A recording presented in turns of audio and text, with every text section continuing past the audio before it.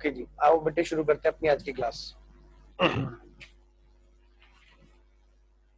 हाँ जी, इसमें हमने क्या क्या कर लिया था बैंकिंग में। टायर 1 टायर 2 की प्रैक्टिस हमने की थी, है ना। और इसमें दो चीज और रह रही हैं, दो एडजस्टमेंट छोटी छोटी, बहुत छोटी छोटी। लो जी, एक बार उनकी बात और कर लेते हैं और फिर हम कंप्लीट क्वेश्चन करते हैं।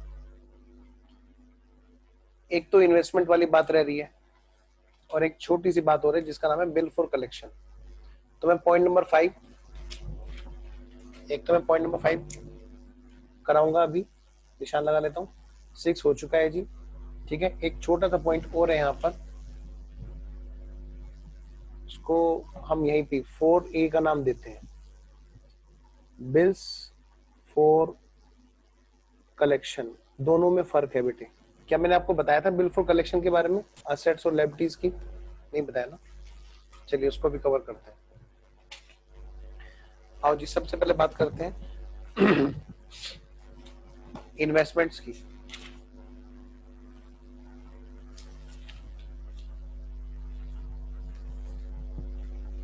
लो जी, शुरू करते हैं।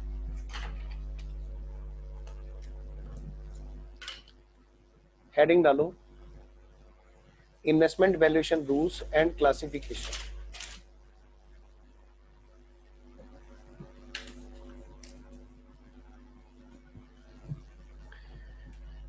एडजस्टमेंट नंबर कौन सी है? 6 है। देखिए, या 5 है, 5 है शायद, 5। Investments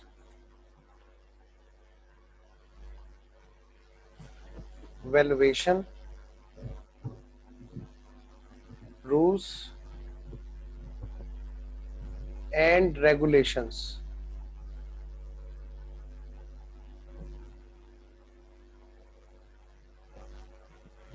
investment valuation rules and regulations.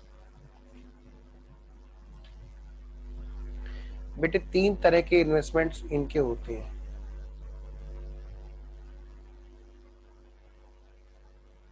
लिखिए, क्लासिफिकेशन ऑफ इन्वेस्टमेंट्स मतलब टाइप्स ऑफ इन्वेस्टमेंट्स, और उसी की तरह से उसी के बेस पे रूल है। लो जी, टाइप्स ऑफ इन्वेस्टमेंट में सबसे पहले ए, हेल्ड टिल मैच्योरिटी। बैंक्स जो है, banks held till maturity.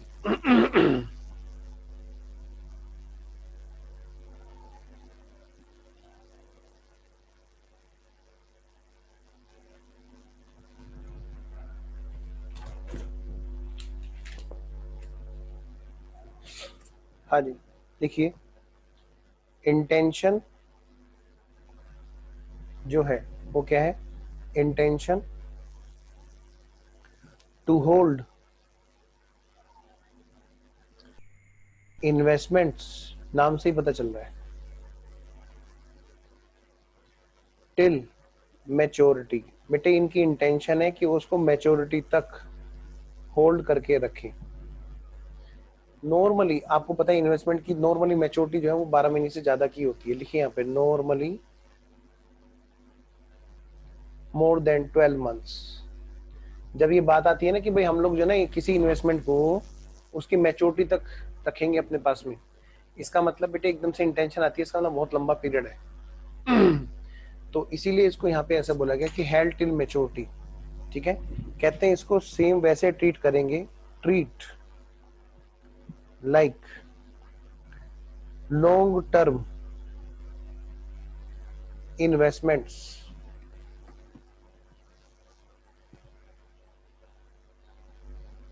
Long term investments treat like long term investments as per AS 13, as in AS 13, as in AS 13। कैसे करते थे वहां पे बताओ? लॉन्ग टर्म को मतलब एक्सपेक्टेड क्या है? मोर देन 12 मंथ्स का है एक्सपेक्टेशन अब, ठीक है ना। तो वो क्या करते थे? एट कॉस्ट, वैल्यू किस पे आएगी? Valued, valuation at cost. If any permanent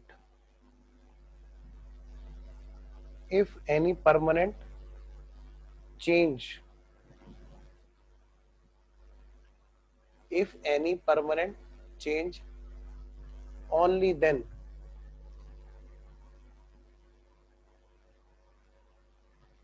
adjust.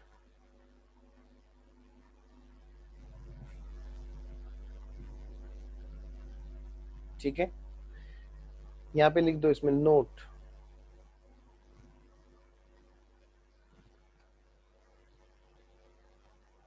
Only permanent decline is adjusted. जैसे बेटे बात वहां पे है ना, वैसे ही बात यहां पर है। अगर परमानेंटली अप हो गया तो नहीं, लेकिन अगर डिक्लाइन हो गया तो तुरंत हम एडजस्ट कर देंगे स्टूडेंट्स। दूसरा जो टाइप है वो है held for sale.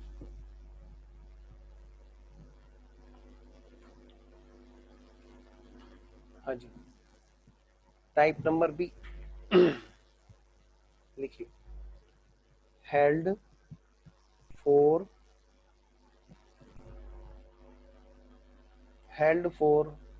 Cell. Held till maturity का नीचे वाला पॉइंट दिखा दो। क्या कह रहे हो? हेल्ड टिल मैच्योरिटी का नीचे वाला पॉइंट दिखा दो लास्ट में। नो,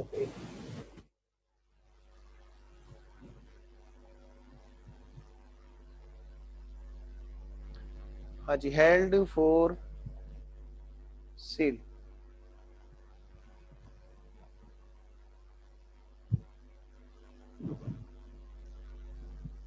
लो बेटा, लिखो यहाँ पे, हो गया सर। ट्रीट, बेटे यहाँ पे इंटेंशन क्या है? इंटेंशन किसकी बात कर रहे हैं हम? Held for sale. इंटेंशन जो है वो शॉर्ट टर्म की है।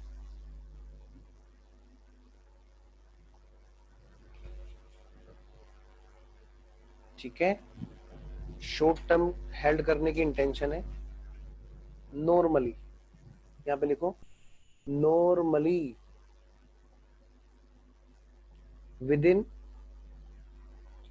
90 डेज, 3 मंथ्स, जो आपकी क्विक एसेट्स वाली बात करते हैं। नॉर्मली कहते हैं यहाँ पर treat like investments as per AS 13। क्या करते हैं वहां पे? वैल्यूएशन होता है लोअर पे।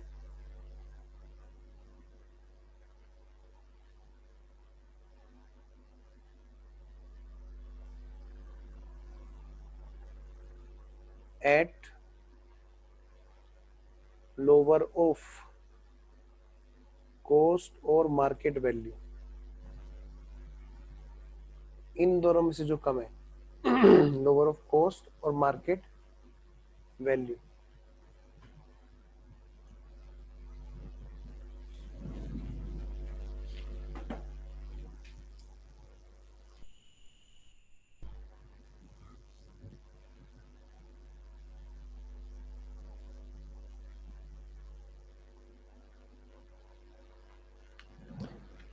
अच्छा, 90 डेज हटा दो, यहाँ से 90 डेज हटा दो। Normally up to 12 months.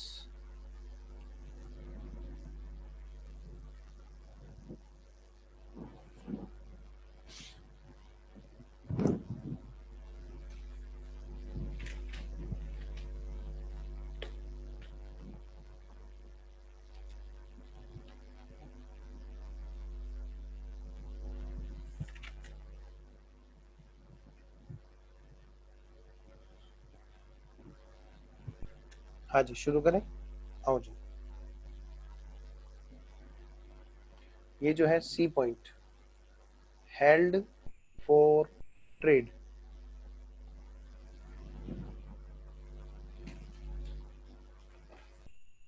Held for trade.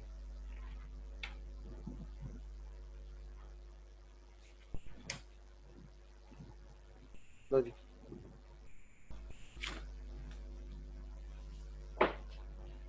लिखो, इसको मैं नेक्स्ट पेज पे लिखा रहा हूँ। हेल्ड फॉर ट्रेड में जो लिखाना है वो मैं नेक्स्ट पेज पे लिख रहा हूँ बेटे। देखिए,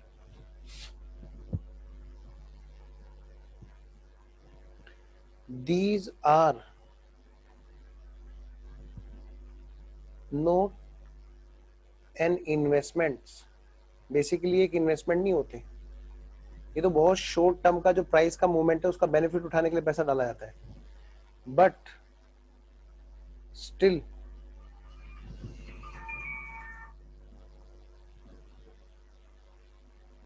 स्टिल these are assets। लेकिन भाई ये assets तो है ही। एग्जाम्पल है इसका, जैसे कि फॉरवर्ड कॉन्ट्रैक्ट, कोमा, और क्या हो सकता है, मतलब इतने जो भी ऐसे है ना हेजिंग वाले कॉन्ट्रैक्ट है, ये उन्हीं की बात कर रहे हैं। फॉरवर्ड हो गया है ना, और भी है, अभी नाम याद नहीं आ रहा। फॉरवर्ड कॉन्ट्रैक्ट और कौन सा होता है? ये क्या लिखा था? But still this are assets. क्यों? लेकिन ये असेट्स हैं तो हमें दिखानी तो होती है ना बैलेंस शीट में असेट्स। ठीक है, आप इसमें एक वो लिखिए, आरबीआई गाइडलाइन लिखिए इस पे एक।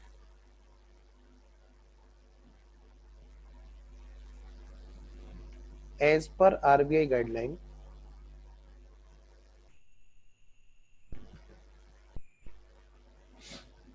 banking companies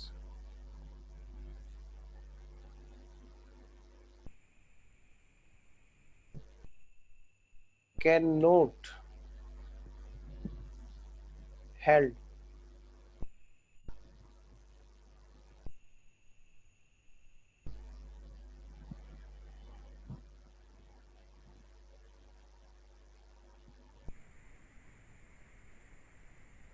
cannot held more than 25% of investments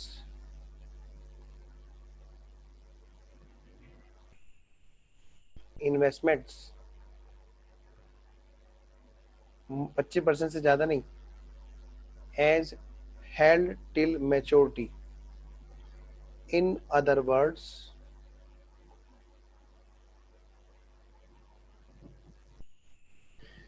banking companies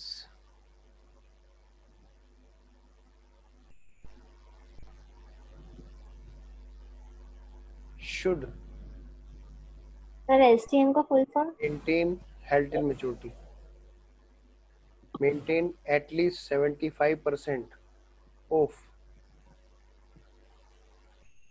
total investments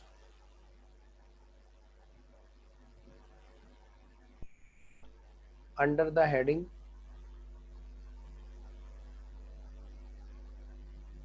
of held for sale, या कह सकते हैं held for trade।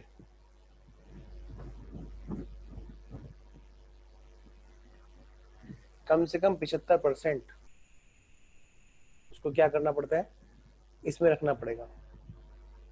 ठीक है जी,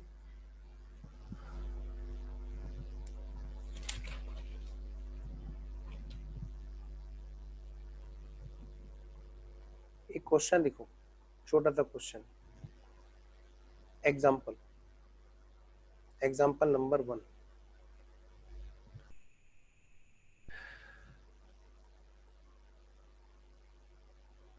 इन्वेस्टमेंट्स हैं,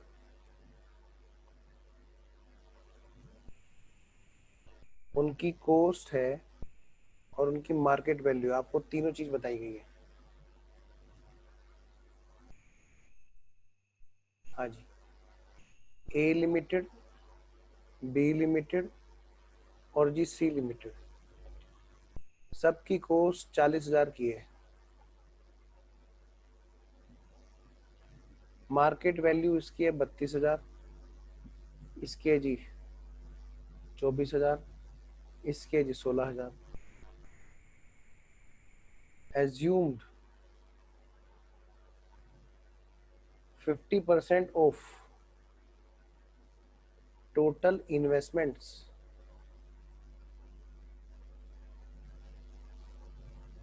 आर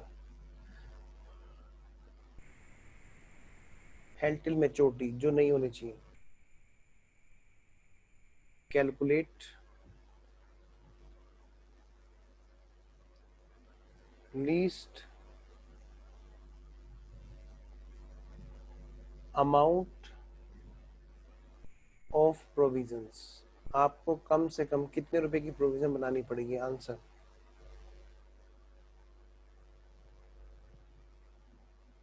इन्वेस्टमेंट्स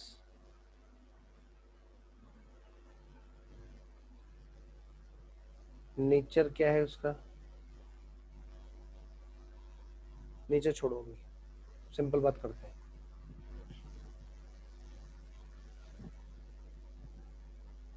इन दोनों में कम क्या है? लॉस, लोअर ऑफ कॉस्ट और मार्केट वैल्यू। ए लिमिटेड, बी लिमिटेड और बेटे सी लिमिटेड, तीनों के इन्वेस्टमेंट में लोअर क्या है? ये कॉस्ट मार्केट वैल्यू में। जैसे पहले वाले केस में क्या है,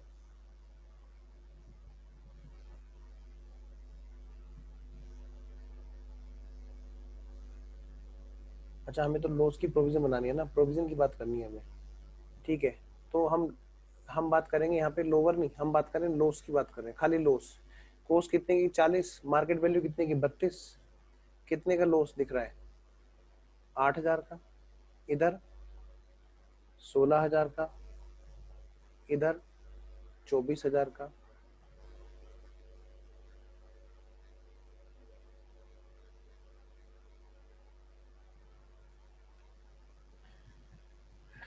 हाँ जी बताओ बेटे, सबसे ज्यादा परसेंटेज ऑफ लॉस किस में दिख रही है? मुझे बताओ, सबसे ज्यादा परसेंटेज ऑफ लॉस किस में दिख रही है? सी में। देखो पहले की बात करो, 8,000 का लॉस दिख रहा है 40,000 की कॉस्ट पे, तो कितना आया? 20%। दूसरे का 16 और ये 40।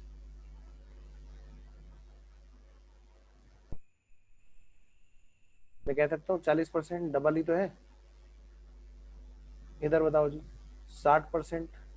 तो अगर आपसे रैंकिंग करवाए, बताओ सबसे अच्छे इन्वेस्टमेंट कौन से है, तो आप किसको रैंक 1 दोगे?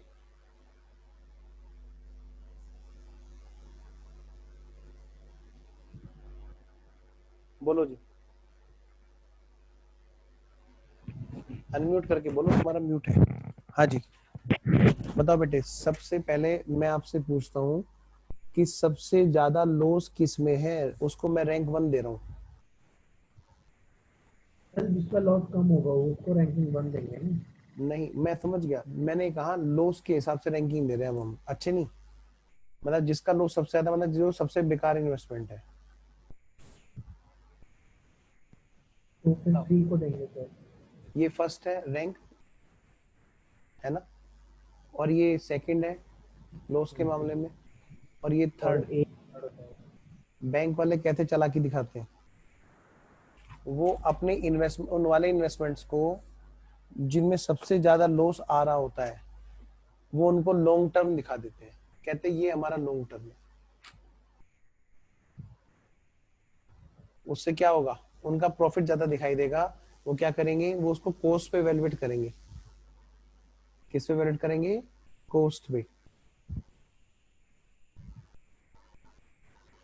समझ गए? और जिस पे लॉस कम है उसको बोलेंगे वो हमारा शॉर्ट टर्म है। अब ये डिपेंड करता है ये कम है या उसके हिसाब से ज्यादा है, तो उसी के हिसाब से इसको लॉन्ग टर्म या शॉर्ट टर्म बना दिया करते हैं।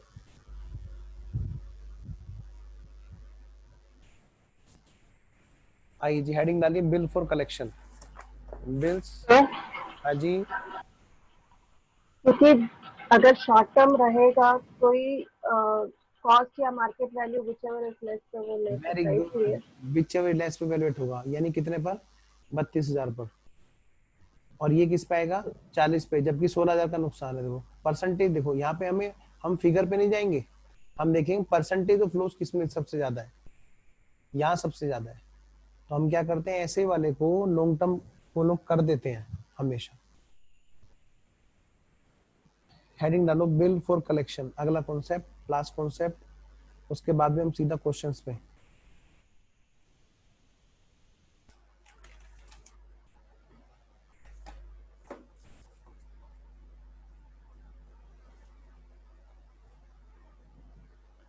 एडजस्टमेंट नंबर, ये हमारी 4A बनाई थी हमने लिस्ट के हिसाब से, इंडेक्स के हिसाब से।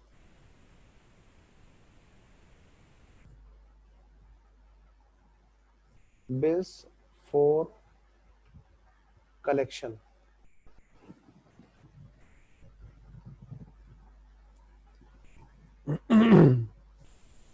देखो ब्रैकेट में जस्ट लाइक फैक्टरिंग, आपने सुना होगा एक फैक्टरिंग बिजनेस होता है, सुना है फैक्टरिंग बिजनेस क्या होता है?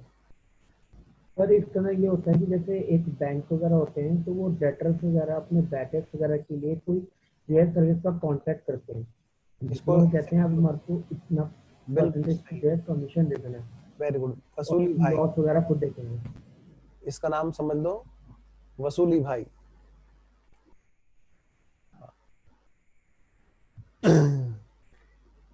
कई बार क्या होता है, कुछ डेटर ऐसे होते हैं जिनको कुछ भी कहते रहो, कुछ भी कहते रहो, वो मना नहीं करेंगे, वो कहेंगे दे देंगे जी, दे देंगे जी, दे देंगे जी, लेकिन दे नहीं रहे होते।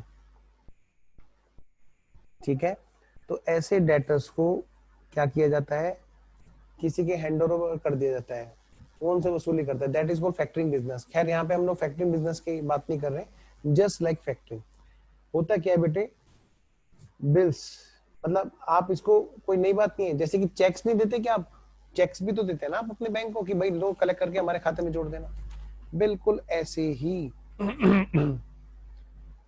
बी आर लिखा जी, बी आर किसने, ड्रोवर ने, ड्रोवर ने, इसने बी आर लिखा, और ये है बेटे ड्रोई, इसके लिए वो क्या होता है कि बिल्स पेबल, बिल्स पेबल। एक बेटे बैंक होता है,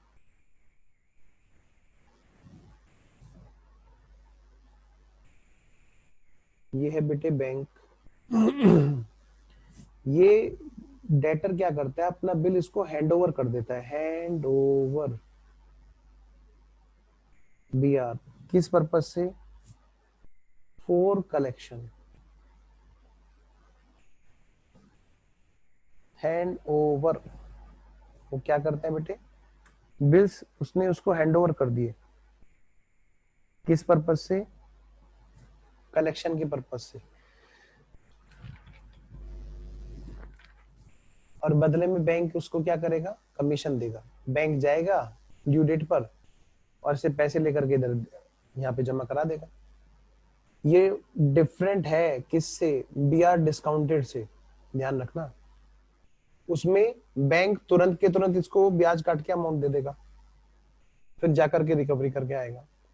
इसमें बैंक कहता है क्या हुआ भाई ये बताओ, कि नहीं मेरे पास जाने का टाइम नहीं है, कोरोना का टाइम चल रहा है, डर लगता है बाहर जाने में। ठीक है, तो तुम बिल अपने बैंक को पकड़ा दो, बैंक अपने आप जाएगा, पैसे ला करके तुम्हारे खाते में जोड़ देगा। हाँ, आने जाने के पैसे लेगा आपसे, कमीशन, मतलब कमीशन, बैंक अपनी सर्विस के लिए कमीशन देगा। तो लिखिए बेटे फटाफट से, बैंक के एंगल से बात करनी है हमें। हम लोगों ने हमेशा बी आर डिस्काउंटेड यहां से पढ़ा है, या इस एंगल से हमने बात की हमेशा, ड्रोवर या फिर ड्रोई के एंगल से। बैंक के एंगल से हमने सिर्फ डिस्काउंट वाले पार्ट में क्या रही बात। आज हम बात करेंगे जब बैंक एक रजिस्टर मेंटेन करता है, वहां पर क्या करता है बेटे, एक रजिस्टर मेंटेन करता है, और ये रजिस्टर भी हमें ऑडिट में चेक करने होते हैं। उस रजिस्टर में लिखा होता है, रजिस्टर मतलब बेटे एक सब्सिडी बुक, उसमें लिखा होता है कि उसमें कई सारे रजिस्टर होते हैं, ये रजिस्टर वो रजिस्टर, उसमें से एक रजिस्टर होता है बहुत सारे रजिस्टर मेंटेन होते हैं, उसमें से एक रजिस्टर होता है जिसका नाम होता है बिल्स फॉर कलेक्शन का रजिस्टर।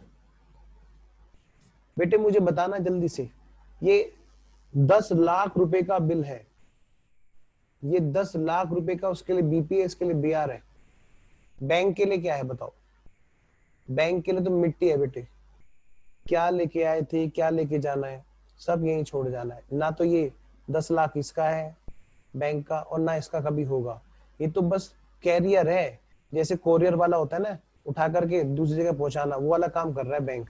यानी कि बैंक के लिए नाइदर असेट्स नोर लायबिलिटी। लेकिन फिर भी एंट्री करनी है। इसका मतलब अगर हम दिखाएंगे तो फिर दोनों साइड में दिखाएंगे। क्या फिर नाइदर हटा देंगे? अगर होगा तो फिर बेटे दोनों साइड से नाइदर और नोर दोनों हटेगा। तो कहते हैं या तो दिखाओ मत। अच्छा, ऐसा तो कभी हो नहीं सकता, जब आप कुछ काम कर ही रहे हो तो उसको दिखाना ही पड़ेगा। हाँ जी, लिखिए एक note, note for bank it is shown as a note as per schedule 3rd of banking companies act. बेटे बैंकिंग कंपनीज में भी शेड्यूल 3rd होता है।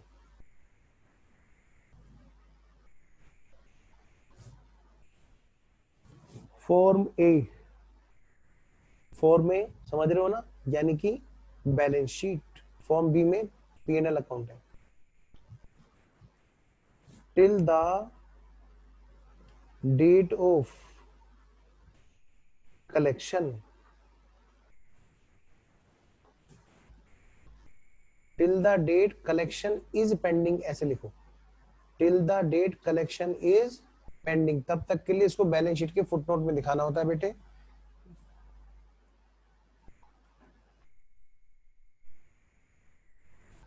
देखिए नोट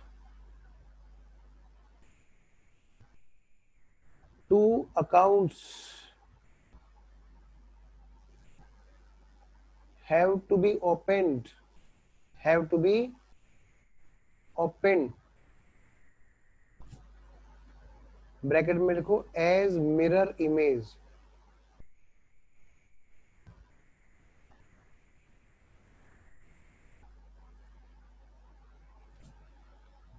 कह रहे 2 अकाउंट खोलने पड़ते हैं फिर आपको, एक असेट्स की तरह, एक लायबिलिटी की तरह,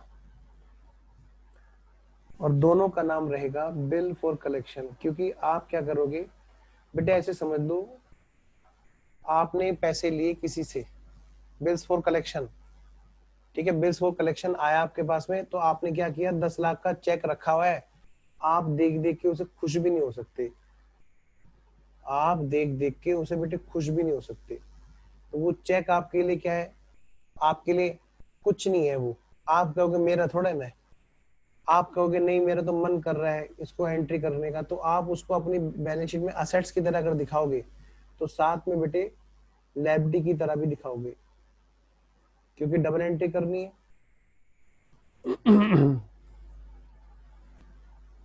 ठीक है जी। तो इफेक्ट क्या हो जाना है इनका बेटे, नील हो जाएगा। क्या हो जाएगा? नील।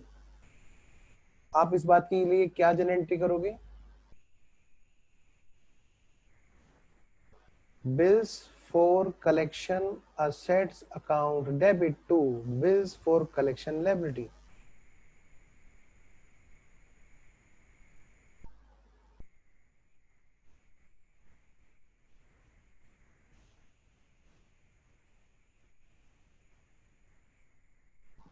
bills for collection assets account debit to bills for collection liabilities।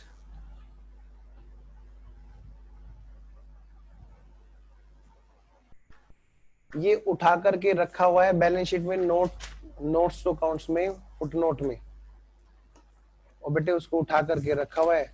क्या कर सकते हैं? कुछ नहीं कर सकते जी, उसको असेट्स में भी लायबिलिटीज में दोनों तरफ दिखा रखा है जी। फिर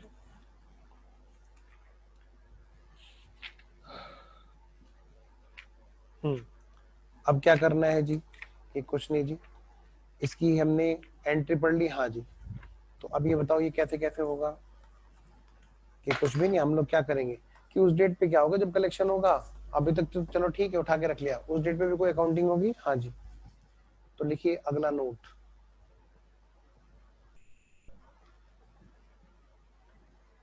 नोट लिखिए व्हेन कलेक्शन इज डन, जिस डेट पे उन बिल्स का कलेक्शन हो जाएगा,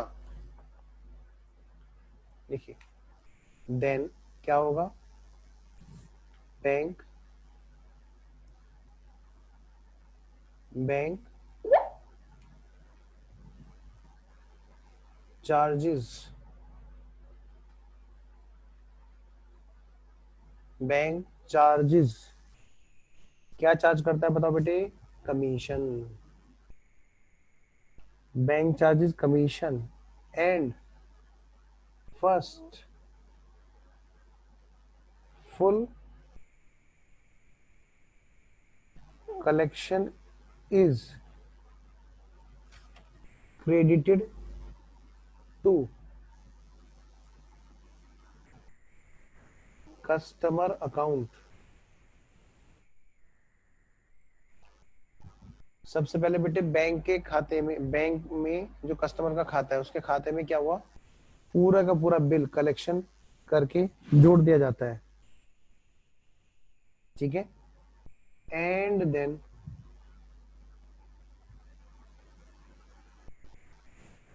कमीशन is deducted from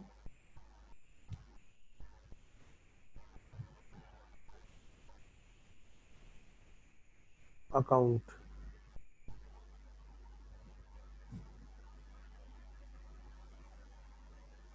लिखिए कभी कोई बच्चा गलत समझे कि नेट करेंगे, क्या नेट नहीं करते, पहले सारा पेमेंट जोड़ते हैं, तब उसमें क्या होता है उसके बाद में क्या करते हैं, फिर कमीशन डेबिट करते हैं। देन इसके बाद में नोट, एक और इसके तुरंत बाद में, then both assets and liability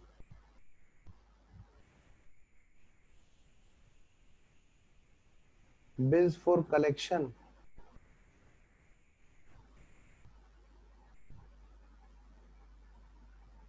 account are cancelled. दोनों को क्या किया जाता है बेटे, कैंसिल किया जाता है।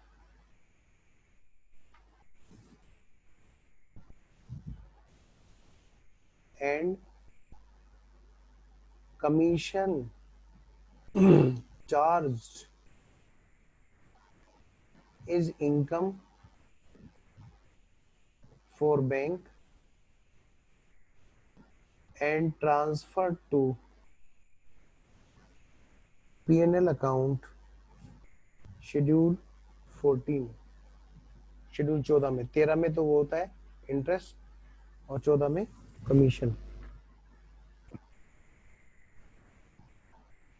बेटा नोट डालो, note format of bills for collection account. Heading डालो बेटे, हेडिंग क्या डालो, लेजर बनाओ, बिल्स फॉर कलेक्शन अकाउंट।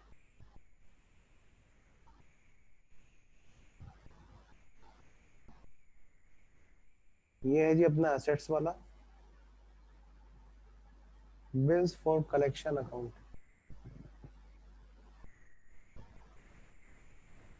और ये है जी बेटा अपना लायबिलिटीज वाला।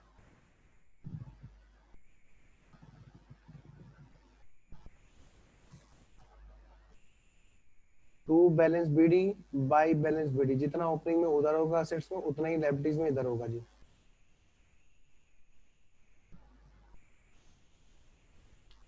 फिर बिल आया जी, बिल लिया जी कलेक्शन के लिए। बेटे पैसा आएगा तो भी यही एंट्री होगी, पैसा नहीं आएगा डिसोनर होगा तो भी यही एंट्री होगी। ठीक है जी। पहले तो बिल ले लो, bill for collection assets account debit to bill for collection liability.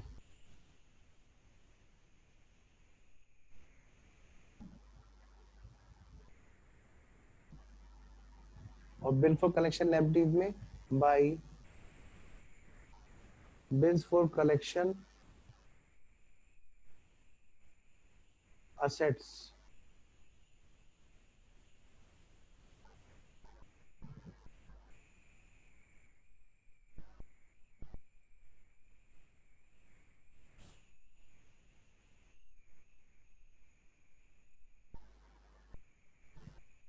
फिर जब कलेक्शन हो जाएगा तो क्या करेंगे बोलो बेटे, तो बताएगा मुझे, बाई बैंक करें? ना जी ना, ना जी ना, ना जी ना। Cancel bills for collection, reverse entry हो जाएगी sir. Yes liabilities account debit to bills for collection assets. क्या लेके आए थे, क्या लेके जा रहे हैं, सब यहीं रह जाना है, ना कुछ हमारा ना कुछ तुम्हारा। लो जी,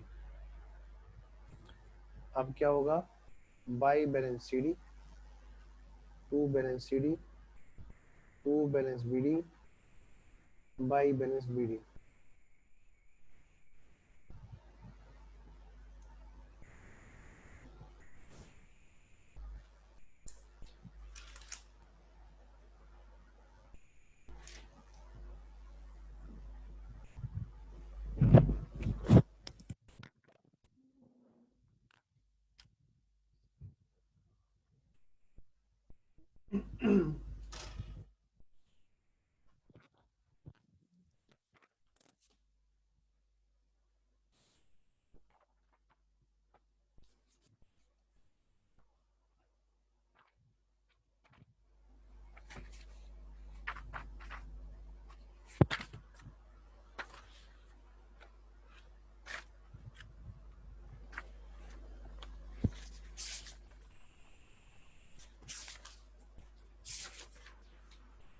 सर हाँ जी। सर बिल्स डिस्काउंटेड होता है तो हम अक्रूवल बेसिस पे उसको रिकॉर्ड करते थे, लेकिन बिल्स फॉर कलेक्शन का जो कमीशन आता है वो रिसिप्ट बेसिस पे ही होगा ना? वो तो रिसिप्ट बेस पे होगा, यस। आओ जी तो क्वेश्चन करते हैं हम लोग। वाला बताइए, हाँ जी। नंबर 5 का ए वाले का लास्ट ए वाले का होगा दिया हमारा।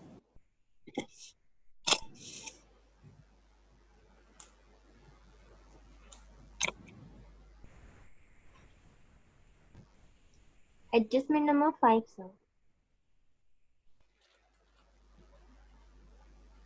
ए वाला इधर नहीं जाए। है जी। सर एडजस्टमेंट नंबर आपने वो तीन लिखवा ना टाइप से, उसका ए वाला। एक मिनट।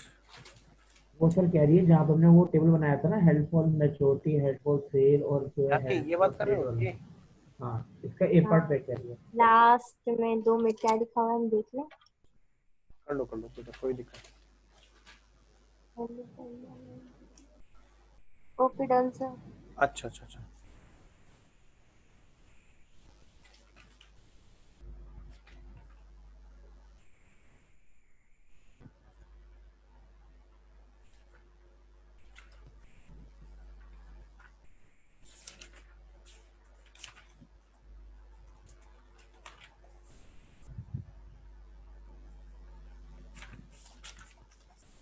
लो जी। आज खत्म हो जाएगा सर बैंकिंग?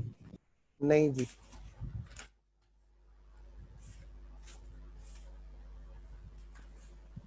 कितनी क्लास लगेगी और?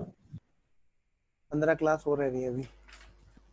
40 क्लास, कोई बात नहीं।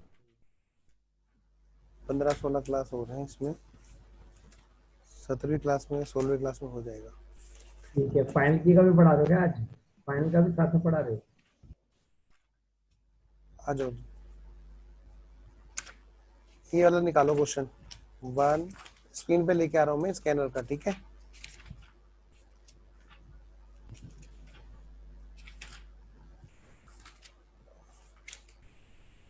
ये रहा,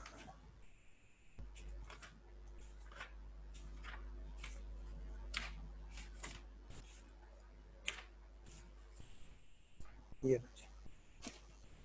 बेटे क्वेश्चन देखो, स्कैनर का है क्वेश्चन।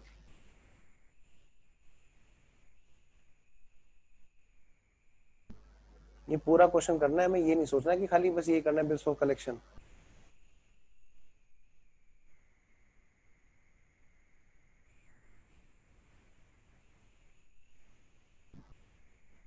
फोटो ले लेना अगर लेना हो तो।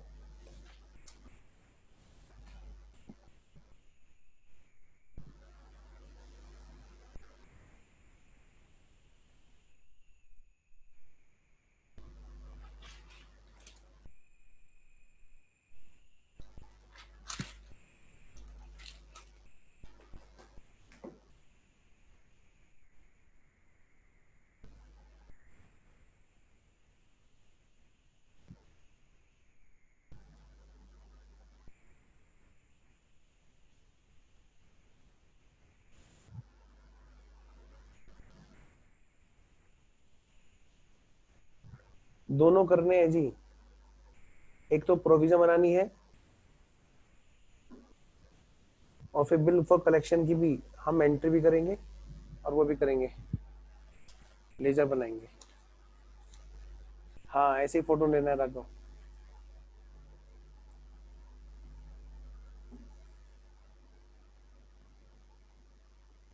तो बताओ, आज मजे लेने के मूड में हो क्या मेरे?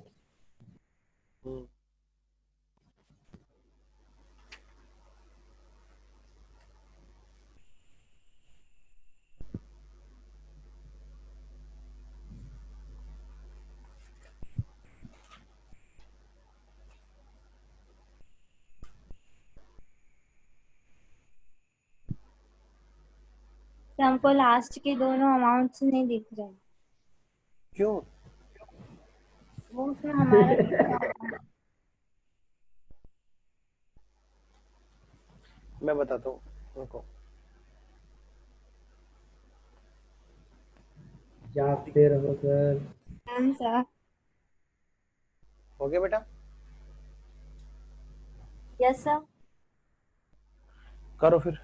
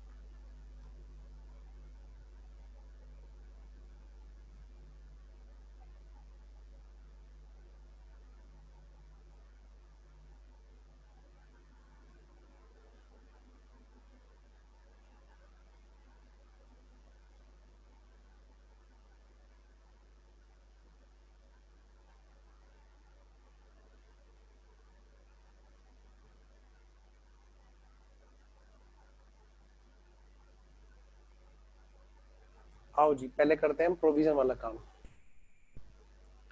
भाई स्टैंडर्ड एसेट्स कितने की है और उसमें सिक्योरिटी कितने की है?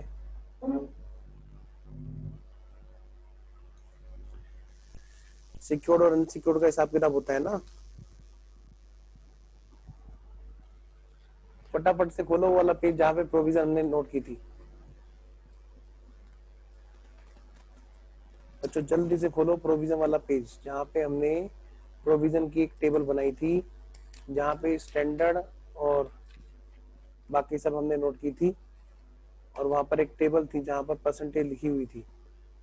10%, 20%, 15, जो जो परसेंटेज लिखी हुई थी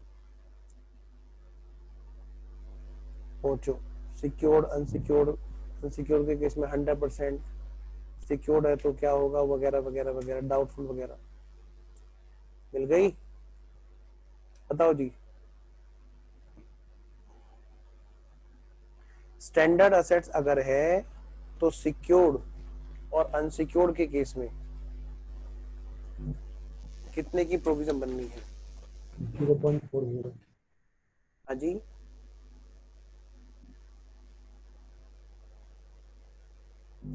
लो, तो पहले 7,000 में से Standard है ना? 6,000 को लेस।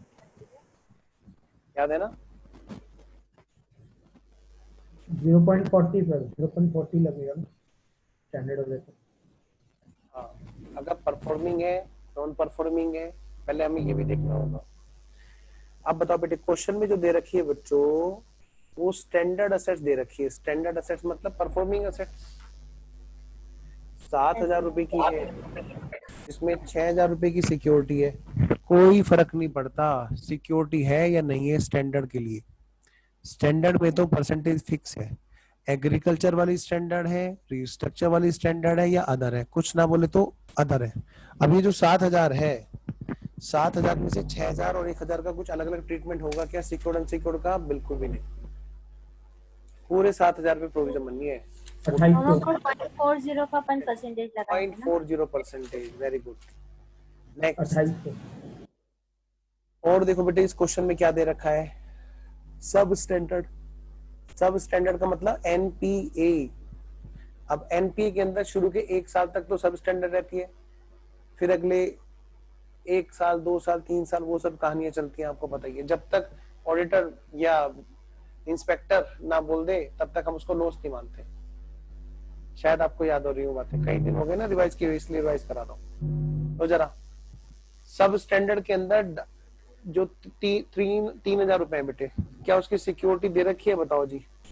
सब स्टैंडर्ड के अंदर 3,000 रुपए है और उसकी कोई सिक्योरिटी दे रखी है क्या? यस, सिक्योरिटी नहीं दे रखी है। हाँ जी, सब स्टैंडर्ड के अंदर सिक्योर्ड और अनसिक्योर्ड दोनों की परसेंटेज अलग है, और यहाँ पे हमें सिक्योरिटी के बारे में कुछ नहीं बता रखा है, तो हम क्या मानेंगे भाई? सिक्योरिटी हमें बता ही नहीं रखी। सिक्योर। अनसिक्योर्ड जब बताएगा तो हम अनसिक्योर्ड मानेंगे, अदरवाइज बेटे सिक्योर्ड है। जरा देखना कितने परसेंट आएगा उस पर? 15%। पुराने जो सोल्यूशन है उसमें 10% का है। नेक्स्ट, पुराने जो सोल्यूशन है उसमें 10% का है। आपकी वॉइस क्लियर नहीं है। अभी आ रही है? वॉइस में सर वो झड़झड़ की आवाज आई थोड़ी। अच्छा, 1 मिनट, मैं रिफ्रेश कर देता हूँ उनको।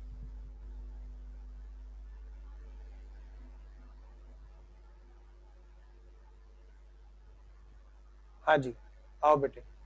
तो देखो जरा फटाफट से भाई, कितने अच्छा ये रिफ्रेश हो गया, चलिए तो कर देते हैं फटाफट, है ना। Number 1 standard. 2000 ना। स्टैंडर्ड में कितने की है जी? 7,000 की। परसेंटेज क्या है जी, बोलो? 0.40। 0.40%। कितने के? 2800। 2,800 रुपए।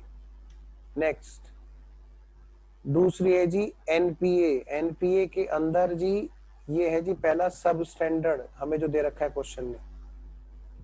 सब स्टैंडर्ड है जी 3,000 का, कुछ नहीं बोल रखा, हमने मान लिया सिक्योर्ड।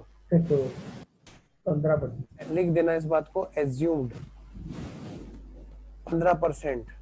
बेटे 450। पहले जो है ना 10% हुआ करती थी ये परसेंटेज, तो ये ना पुराने जो सॉल्यूशंस हैं स्टडी मटेरियल में वो 10% के हैं। अच्छा, कितना हो गया जी? 45, 450। 450।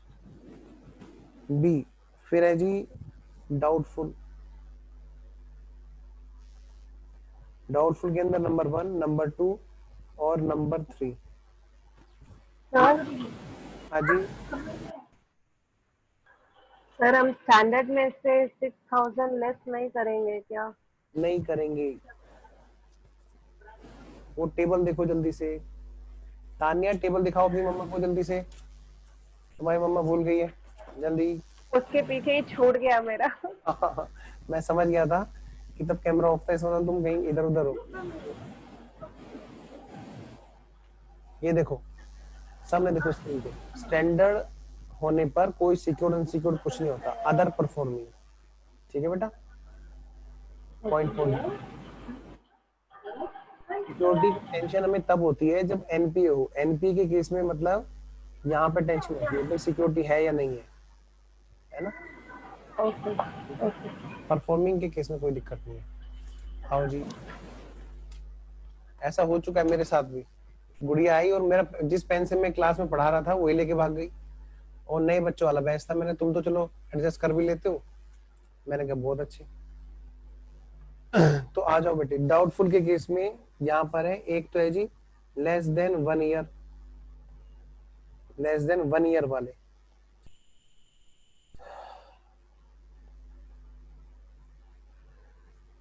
इसमें दो हैं बेटे, एक तो सिक्योर्ड और एक अनसिक्योर्ड।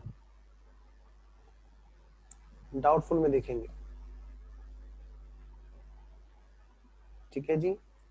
फिर है जी एक से ज्यादा,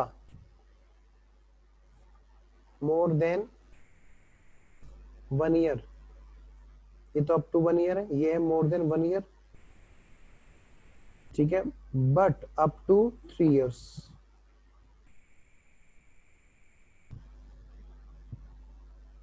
तो इसमें भी दो हैं, सिक्योर्ड अनसिक्योर्ड। फिर बेटे more than 3 years, more than 3 years में ये तो पूरे के पूरे क्या है, अनसिक्योर्ड। अमाउंट लिख लेते हैं जी, 500 सिक्योर्ड है, 500 अनसिक्योर्ड है, ऐसे करके ये है जी 1000।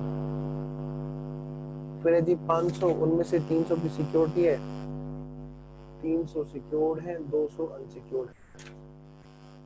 फिर है जी 300 मोर देन 3 इयर्स और उसमें कोई भी सिक्योरिटी नहीं है। बेटे वापस से अपनी टेबल को देखना है जो हमने टेबल बना रखी है। अच्छा वो लाइट भाग गई ना, यस। एक मिनट, 1 2 3 हो गई जगह से, हो गए बेटे, हो गई, मेरी मधुर आवाज हो गई।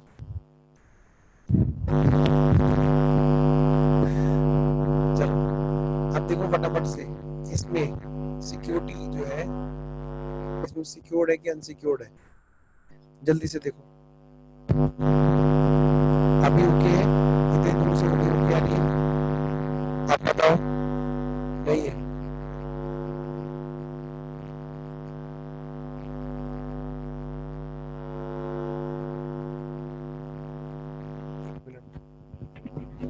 अभी बोलो ऑडियो आ रही है क्या?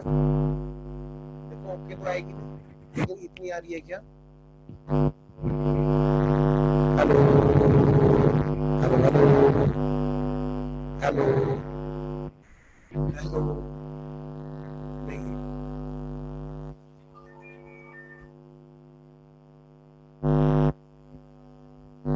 हेलो,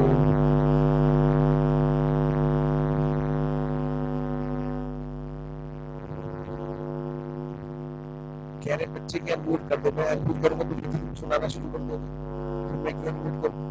अभी तुम सुन तो रहे हो कम से कम। हेलो, 1 2 3।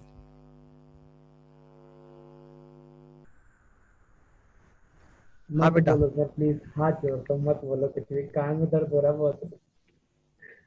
सर हमारे कान ही फट जाते। कान बाहर आ जाएंगे निकल के। अभी बताओ, अभी ओके? ठीक है, जोर से बोलो। जय माता 1 दी। 2 3, मैंने माइक निकाल के दोबारा लगाया। 1 2 3। अभी क्या इतनी है कि हम काम चला सकते हैं? सर वो पूरा माइक निकाल के ऐसे ही नहीं बोला जाता क्या?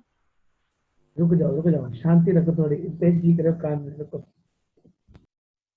सर हमने तो हैंड फ्री नहीं लगा रखा है, फिर भी हमको खतरनाक वाली आवाज आ रही थी। जिन्होंने लगा हाँ, रखा उनके कान के पर्दों की तो बात देख रहे ठगी। हो उस दिन खुशबू क्या कह रही थी, सर लगा लो, मेरे को सही आवाज आ रही है, कानों में कितना दर्द होता है पता चल रहा है। पर सर मेरी सुनते नहीं है। 1 2 3 बोलो जी। बंद करो, बंद क्या करो, कह रहे हो? बहुत अच्छी आवाज आ रही है, ठीक है कोई बात नहीं। कान में चुभ रहा है, बंद करो।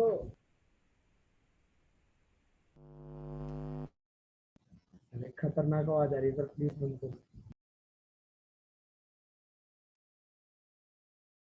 सर कुछ बोलिए प्लीज।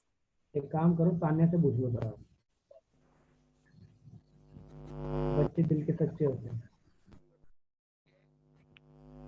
आपको तो पूरी वॉइस गई। आ रही है? हेलो। नहीं। तेज आ रही है, पीछे हो जाओ थोड़ा सा माइक से। आपकी वॉइस कम और कान फाड़ने वाली वॉइस ज्यादा आ रही है।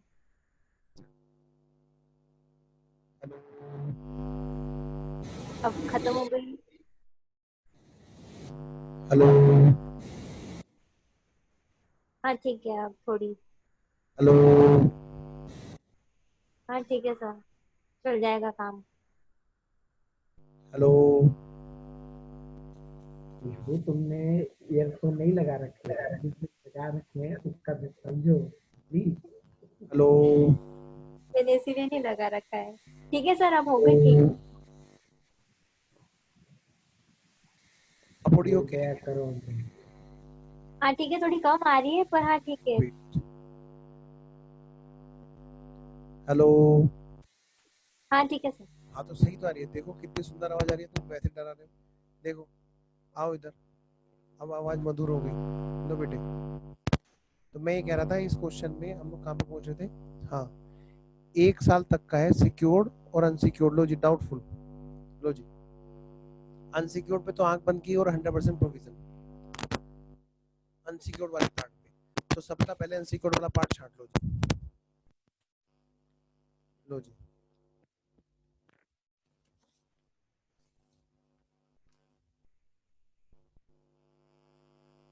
अरे आपने सब स्टैंडर्ड के नीचे सिक्योर्ड के नीचे क्या लिखा हुआ है?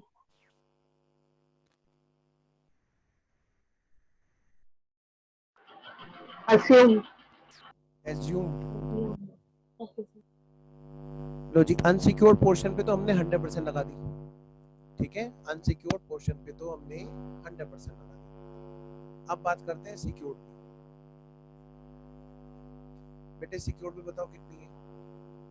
सर आपकी वॉइस 25। ना बहुत ज्यादा लो है। 25% और 40%। हाँ, 25 और 40। ठीक है जी, बस यही हमें याद रखना है, बाकी तो 100 है। 25% और 40%।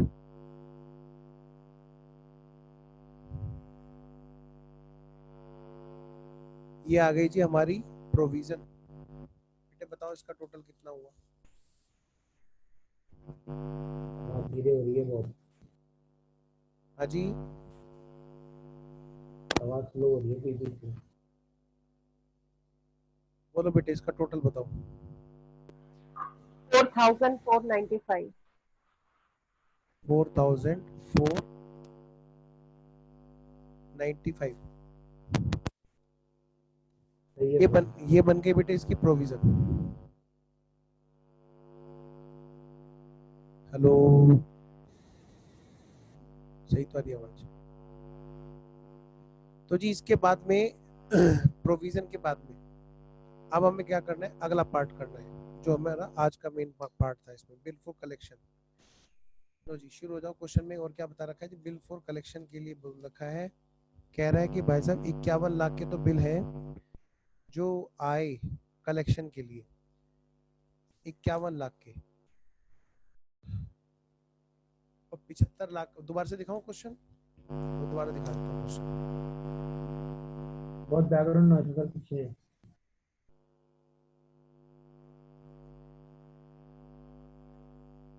लो जी, कह रहे बिल फॉर कलेक्शन के लिए ये बता रहा है यहाँ पे, ये 1/4/2005 को बिल फॉर कलेक्शन का जो हिसाब किताब था वो कितना था जी? खुद ट्राई करें सर, ये ट्राई करें। 51 लाख का था ओपनिंग बैलेंस। अगला क्वेश्चन ट्राई करना एक बार, पहला क्वेश्चन है जो मैं प्रैक्टिस करा रहा हूँ, फिर ट्राई करना। तो 1/4/2005 को बिल फॉर कलेक्शन का ओपनिंग बैलेंस था जी 51 लाख का। 75 लाख के बिल हैं जो ड्यूरिंग द ईयर आए कलेक्शन के लिए हमारे पास में। हम कौन? बैंक। तो हमारे पास में बेटे 75 लाख के नए बिल आए कलेक्शन के लिए, ना तो वो हमारी असेट्स है ना वो लायबिलिटी है। ठीक है, हम एंट्री क्या करेंगे? Bill for collection assets account debit to bill for collection liability. ठीक है जी। कलेक्शन अमाउंट, कलेक्शन अमाउंट जो हमारे को रिसीव हुई यहाँ पे, bills collected, during the year bills collect हुए 98,47,000 के। भाई 98,47,000 के जो बिल कलेक्ट हुए, वो 98,47,000 के बिल क्या होंगे? अब कैंसिल, वो असेट्स भी नहीं रही और लायबिलिटी भी नहीं रही। बेटे डिसोनर हो चाहे कलेक्शन हो, कोई भी वजह रही हो, अगर हमारे रजिस्टर में से नाम कटेगा तो हम क्या करेंगे? दोनों रजिस्टर में से काटेंगे। ठीक है जी, समझ में आ गई बात? यस। फिर क्या हुआ जी? बिल डिसोनर हो गए ड्यूरिंग द ईयर, कितना? 27,10,000 का। तो भी क्या होना है? सेम एंट्री होनी है, चाहे कलेक्शन हो और चाहे डिसोनर हो, बेटे सेम एंट्री होनी है। तो मैं क्या करूंगा? मैं क्या करूंगा?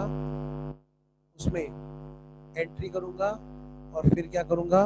उसमें लेजर बनाऊंगा।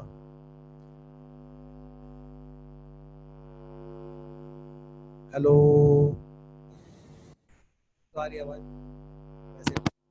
बहुत कम आ रही है सर। हम बोल रहे थे हमारी कि और ना, चुप रही है।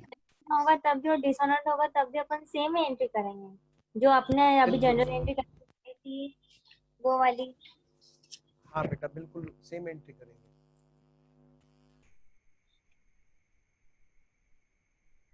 क्योंकि देखो ये एक रजिस्टर है, जो बैंक क्या कर रहा है? रजिस्टर में नोट कर रहा है धीरे कि आ भाई रही है इतने आवाज बिल बहुत। आ रहे हैं कलेक्शन के लिए, उसमें से जो कलेक्ट हो चुके तो भी क्या करेंगे? रजिस्टर में से नाम काटेंगे।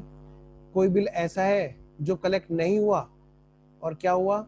डिसोनर हो गया, तो भी क्या करेंगे? रजिस्टर में से नाम काटेंगे। एक ही बात होगी। इसलिए कहते हैं कि देखो यहाँ पर एक ही तरह की एंट्री होगी हमेशा। बेटे मैं सीधा लेजर पोस्टिंग कर दूं क्या? जन एंट्री तो आप कर ही लोगे फिर तो एक तो है अपना बिल फॉर कलेक्शन असेट्स, चलो पेज पे बना देते पूरे। Bills for collection assets account,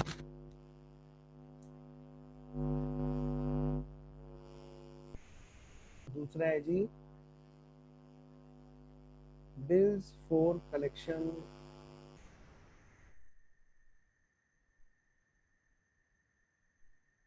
liability account.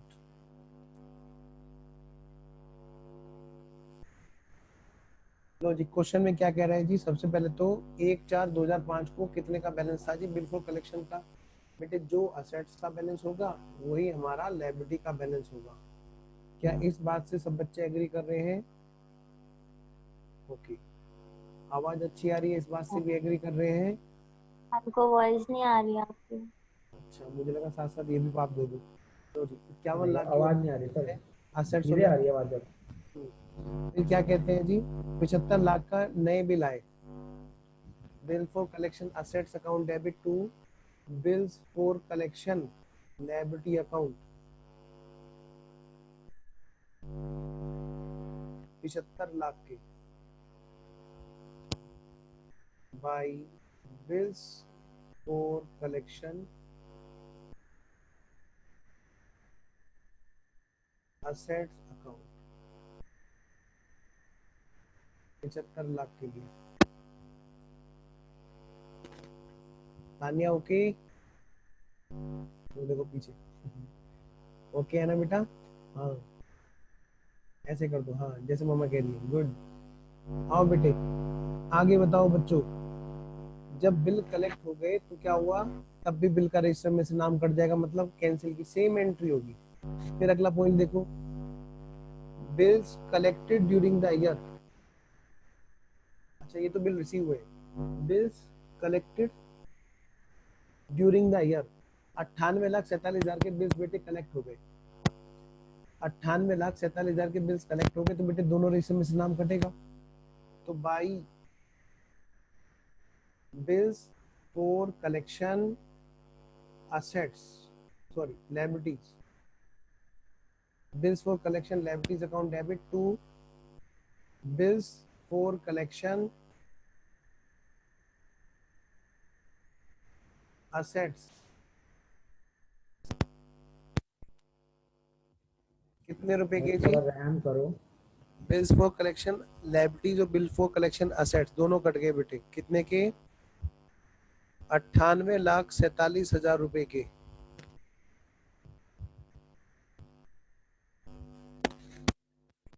98,47,000 रुपए के। अगली देखो बेटे, अगली एंट्री देखो इसमें, अगले वाली एंट्री देखो इसमें, और सही तो आ रही है आवाज, मैंने चेक करके देख लिया यहाँ पे। अब आ तो रही है। सर अभी मैंने अभी आपकी पावर अकाउंटिंग आ खाई गया, है। अभी पावर आ गया। नहीं नहीं, जो अभी नहीं पहले है, नहीं आ सच रही में थी नहीं है, बिल्कुल नहीं आ सच में नहीं है, मैंने रिफ्रेश किया है यहाँ पे। आओ जी। सर मैंने आपकी अकाउंटिंग खाई है, मेरे पे रहम करो। आओ जी, लो बेटे, अगला पॉइंट क्या है इसमें? 98,47,000 का कैंसिल हो गया। नेक्स्ट है इसमें 27,10,000 का डिसोनर हो गया। कह रहे पैसे नहीं देंगे, पैसे दोगे तो भी यही होगा, दोनों रजिस्टर से नाम कटेगा। क्या लेके आए थे, क्या लेके जाना है, हमारा थोड़ा ना कुछ, सब कुछ पराया है। ठीक है, पैसे नहीं देंगे तो भी क्या होगा, क्या लेके आए थे क्या लेके जाएंगे, हमारा थोड़ा ना कुछ भी, तब भी क्या होगा बेटे, रजिस्टर में से नाम कटेगा, सब कुछ पराया है, नाम वैसे ही कटता रहेगा। By bills for collection, by bills for collection liabilities 27,10,000 to bills for collection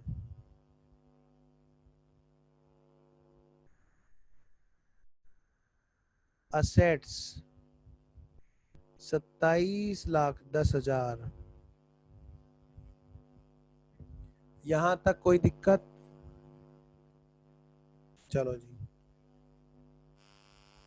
बेटे, और तो कुछ इसमें बचा ही नहीं, निपटा दो, कर दो इसको काम को। टोटल कितना है जी, किधर का ज्यादा है? 9 और 2 11, 5 और 7 12, इधर का ज्यादा है, इसका मतलब 126 lakh.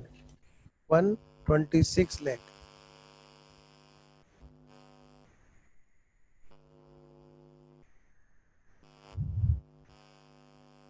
By balance AD 43,000। 43,000।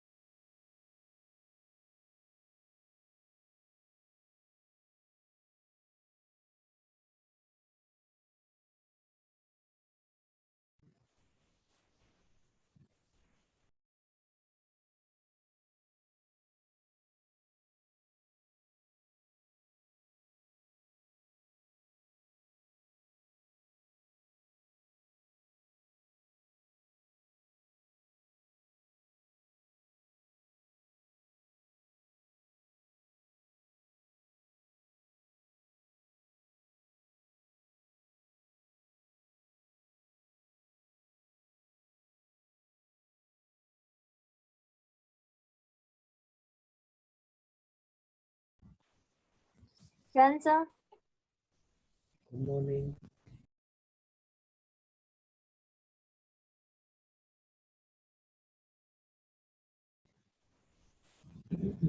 Sir सब चुप क्यों हो गए? सर मैंने आपकी अकाउंटिंग खाई है, कुछ तो रहम करो यार, कानों में दर्द हो रहा मेरे को है। तो वॉइस नहीं आ रही। सर हमको वॉइस नहीं आ रही है। तो कुछ बोलेंगे तो आ जाएगी ना।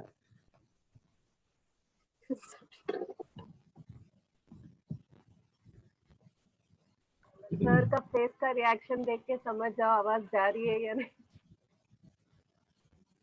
अच्छा ये बताओ सबसे अच्छे सर कौन है पढ़ाने में, अकाउंट एडवांस में? अपने आप आवाज आ जाएगी। अरे मुझे सबकी वॉइस बहुत ज्यादा लो आ रही है, इसलिए मतलब तो आ अपना ही नहीं स्पीकर रही, ना चेक तो करो, बरोबर ही आ रही है। अपना फोन चेक करो, नहीं काम करता तोड़ दो। दबाओगे यहाँ चेंज करना पड़ेगा।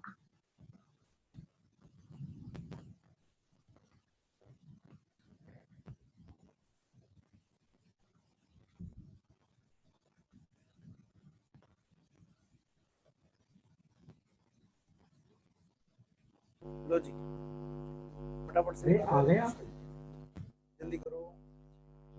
Question number 5 study module. Question number 5, देखता हूँ कितनी जल्दी बनाते हो तुम लोग इसको।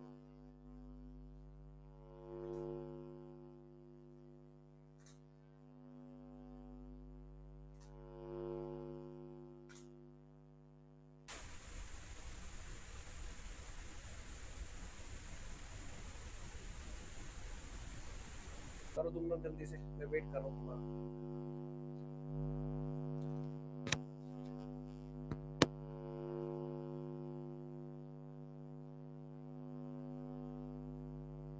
स्टडी मॉड्यूल का है बेटे क्वेश्चन।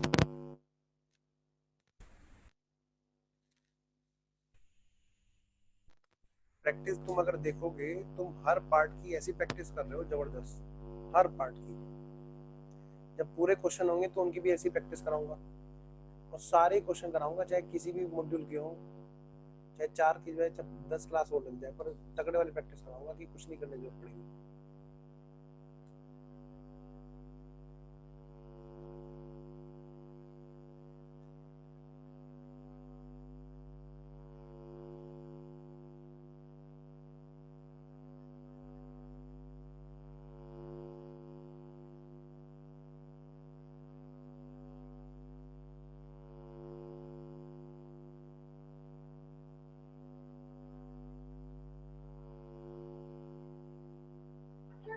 सर 19 लाख आ रहा है क्या? नोट्स का पेज नंबर क्या है? पेज नंबर में क्यों घूम रहे हो बेटा? क्वेश्चन देखो ना सामने स्क्रीन पे। मैं तो इसीलिए अभी कुछ कर भी नहीं रहा, सही बताऊं, मैंने कभी तुम लोग देखोगे इसे। 19 लाख सर। पता नहीं अभी, कसम से अभी नहीं पता, बस अभी करने वाला हूँ। 19 लाख सर। ये बताओ, ओपनिंग बैलेंस है 1/4/2013 का 7 लाख का। फोटो ले लो पहले इसका एक बार, फिर मैं इसको हटाता हूँ स्क्रीन से।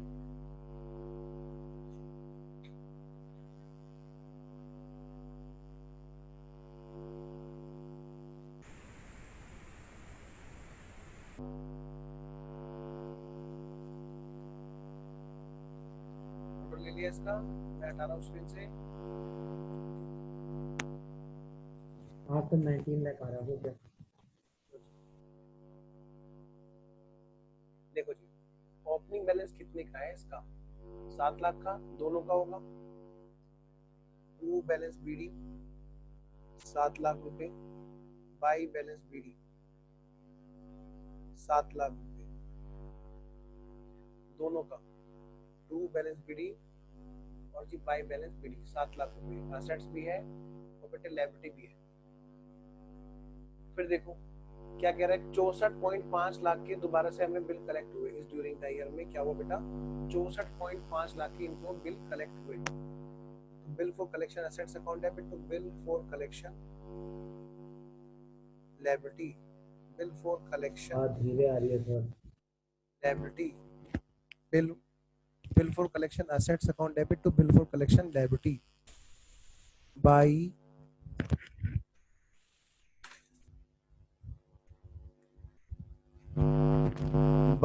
bill for collection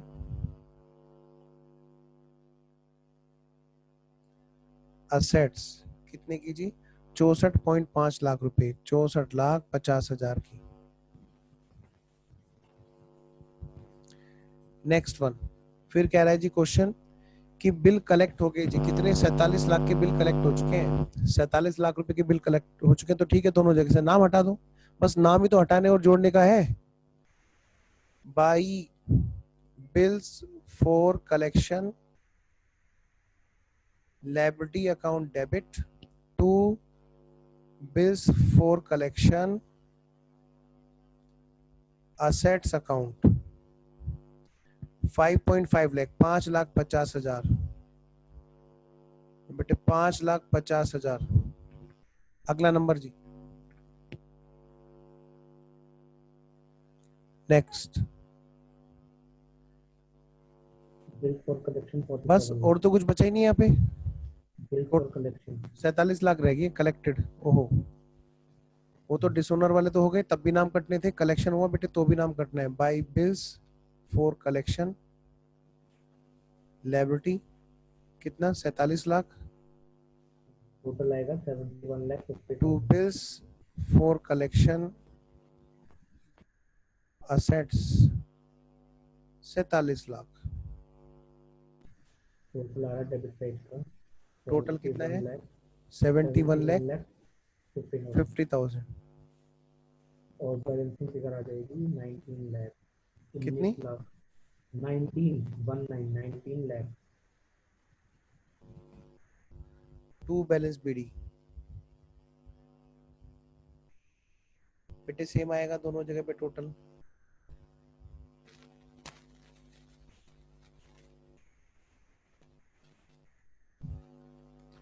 लो जी, लो मैं स्क्रीन पे सॉल्यूशन लेके आता हूँ आपके सामने।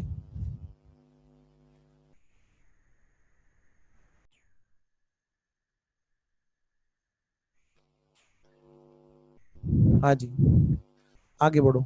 एक चीज और है बेटे, एक्सेप्टेंस एंड एंडोर्समेंट, उसकी भी कुछ ऐसी बात होती है। ठीक है, इसको फिलहाल हम लोग इसको साइड करके चलते हैं। ये है क्वेश्चन, क्वेश्चन नंबर 7। अच्छा, इसमें भी एक्सेप्टेंस एंड एंडोर्समेंट आएगा। आओ चलो फिर एक काम करते हैं, पहले एक छोटा सा पॉइंट और लिख लेते हैं, एक्सेप्टेंस एंड एंडोर्समेंट।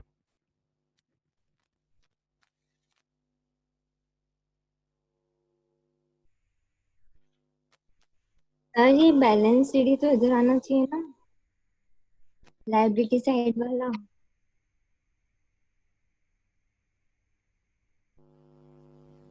क्या बेटा, आपने लाइबिलिटी साइड वाला बैलेंस सीडी भी आपने क्रेडिट साइड लिख दिया। सही कह रही है सर, वो 19 लाख। रेखा भी चली गई परेशान हो।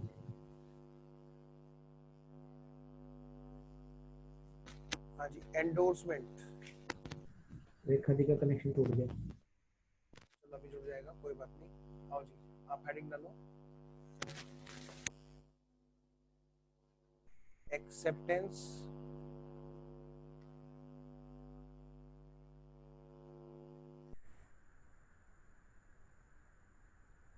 Acceptance and endorsement. आवाज नहीं आ रही। आवाज नहीं आ रही है। एक्सेप्टेंस एंड एंडोर्समेंट, अब आ रही है आवाज? ठीक है, कैसा? मैं नहीं आइए चल रहा, चीटिंग कर रहे हो। Acceptance and endorsement.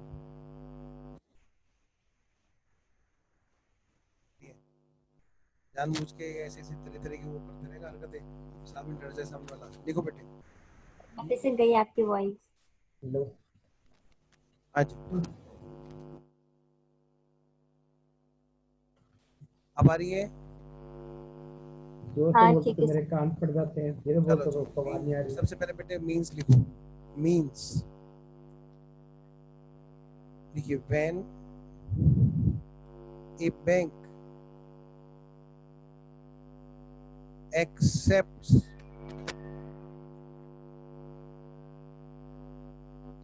when a bank accepts or endorse bill of its customer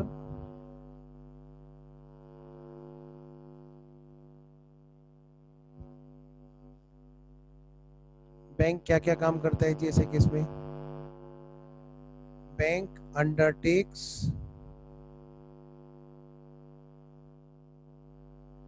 a liability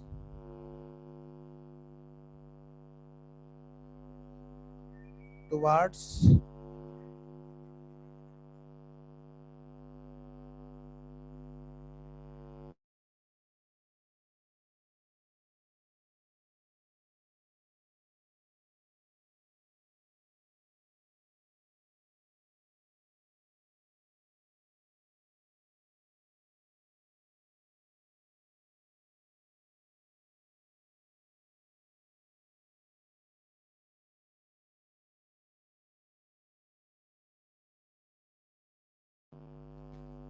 bank undertakes a liability towards the party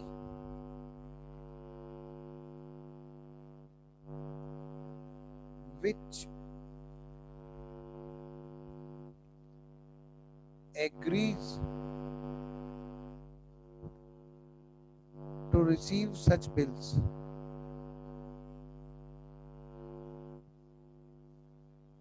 and और क्या? Bank has a corresponding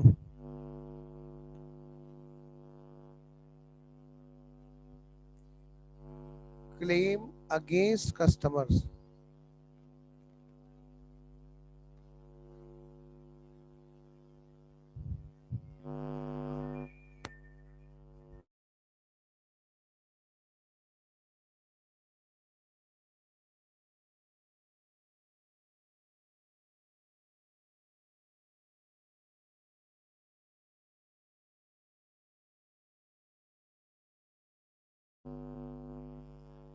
bank has a corresponding claim against customers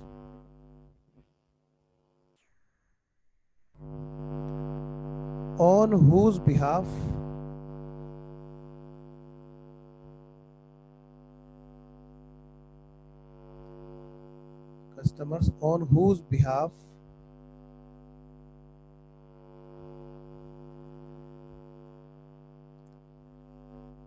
it has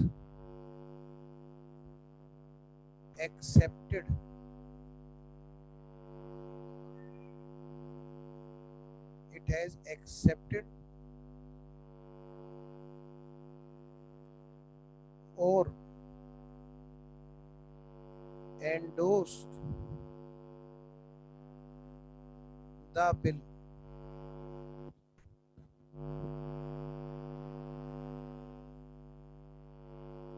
देखो बेटे note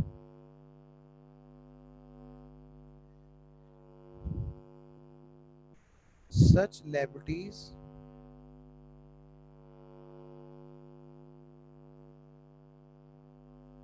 which are outstanding वाली liabilities जो outstanding है बेटे bank अपने customer के बिहाफ पे कुछ चीजें एक्सेप्ट कर लेता है ना कुछ गारंटी दे देता है या कोई भी चीज ऐसी काम कर देता है ये उसी के बारे में बात है अच्छा कह रहे हैं ऐसी लायबिलिटी आउटस्टैंडिंग है at the end of the year outstanding at the end of year and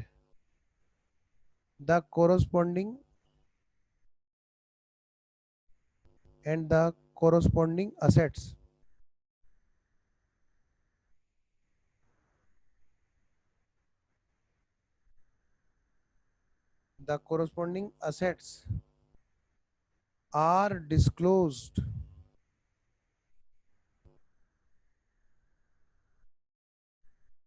as contingent items हाँ जी ये सब चीजें जो जैसे क्या है कि बैंक ने कोई एक्सेप्टेंस दे रखी है अपने कस्टमर के बिहाफ पे और कस्टमर वो उस चीज में फेल हो जाता है तो बैंक को अपना कमिटमेंट पूरा करना पड़ेगा। तो ऐसे केस में क्या होगा, बैंक उस कस्टमर को पकड़ेगा। तो देखना ये चीजें तब होती हैं जब भाई सामने वाला बंदा काम ना कर पाए, तब वो पेमेंट करना पड़े, है ना। तो ऐसे केस में लायबिलिटी भी तभी अराइज होती है। तो ये कहते हैं कि ऐसे केस में आप जो है उसको कंटेंट आइटम की तरह दिखाएंगे। एक क्वेश्चन लेते हैं जी, मैं आपके सामने स्क्रीन पे क्वेश्चन लेके आ रहा हूँ, आइए जी।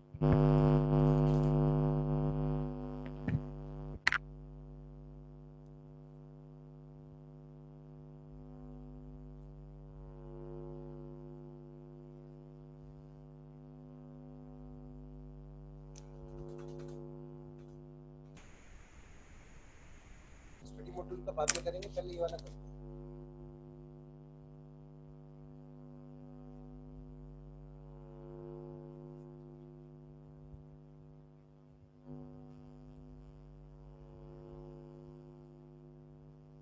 स्टडी मॉड्यूल का भी करेंगे, पहले ये करो।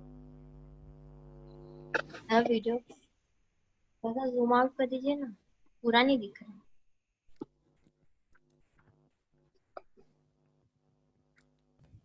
हम जाके थोड़ा ही चेक कर दो राइट हैंड पे।